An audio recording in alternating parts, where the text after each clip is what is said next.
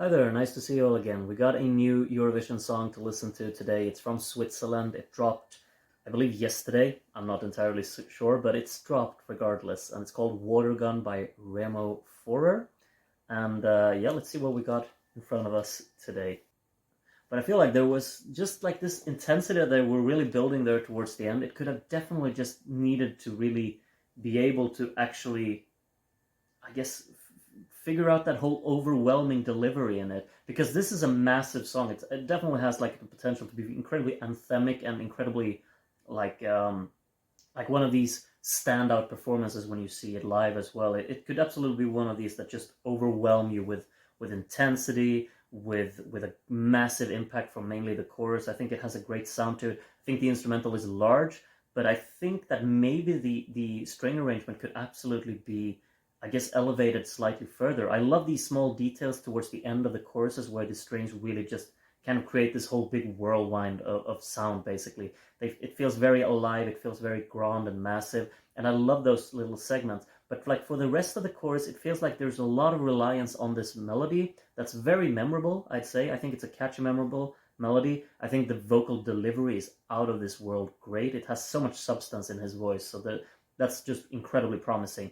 But I really feel like the energy could absolutely be matched from the strings here as well, and probably the drumming as well. Like the second chorus is a bit odd because it has like this march beat still going for it, and it's not like there's all the drive there. I feel like it goes very grand, but it doesn't really pick up the what do you call it, like the pace, I guess. Like the energy of it isn't really all the way there. It feels a bit on the dragged out long notes side. It doesn't really feel like this kind of constantly engaging melodic inputs. It feels like the harmonic work within the choruses here is focused more on a slower kind of approach, and I think that's just the slightest of missed opportunities.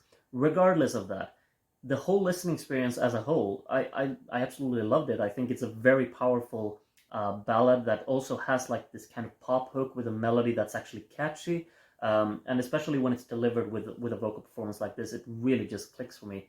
I love the contrasting sounds of mainly like the opening with this bright piano, the strings join in a very subtle manner, and then the vocal is deep. It's really just packed with substance, and packed with a characteristic tone that really kind of becomes a very storytelling aspect of the song. It enhances the vocal side of things massively because of the way that his vocals are actually layered so low.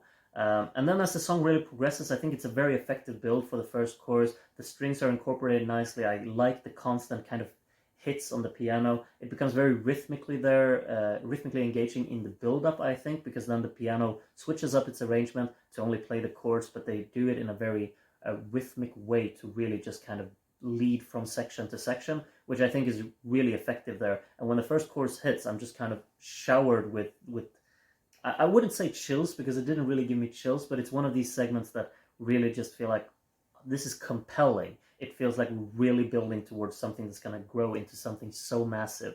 And that's probably why I was left a little bit, I wouldn't say disappointed, but just felt like there was a little bit more that could have been done arrangement-wise in the second chorus to really make it sound even more massive. The final chorus is grand, it's loud, but at the same time, it's not this whole kind of energetic melodic side of things in the instrumental. I feel like it's very much focused on the dragged out strings. I like the incorporation of how the backing vocals and also the horns join in there for the final build up leading into this final chorus. That's a nice little detail, but I feel like there was absolutely a kind of not a requirement, but a desire to really have something that's more constantly rhythmically engaging in the melody in some kind of backing instrument there. Doesn't really like there's no real point in arguing what kind of instrumentation you should incorporate there at the end, because it's fine the way that it is. But I feel like there was kind of a desire from my side, at least, to actually have some instrumental input that's a little bit more energetic rhythmically, to really just kind of push this over the line and really make it feel like it's not a dragged out power ballad. It's actually a power ballad with this pop kind of chorus to it that actually also works in a way to really kind of get some adrenaline going, I guess, because I think there's potential for that in this one. Still, that's just like this minor little nitpick, but I think that it really would have pushed this one over the line to really be a massive, massive standout. Still, regardless of that, when you see this live, this could absolutely become a massive standout regardless. It's such a step up from last year because this is actually a grand power ballad. It's massive. It has polished production. The vocal performance is out of this world good, in terms of how you hear it right now. He might become a disappointment when you see it live, but I highly doubt it because the vocals sound so clear in this production here, and there's not really a lot of effect work done on it. It's just a lot of reverb, but that's the case for all of them. Really enjoyed this one. I'm going to be listening to it tons. I already know for sure. I think it fits right up my alley. Some nice chord intervals here and there as well, scattered throughout the song. The piano arrangement is wonderful. And I like the way that the strings are incorporated, even though I think they're a bit on the dragged out side.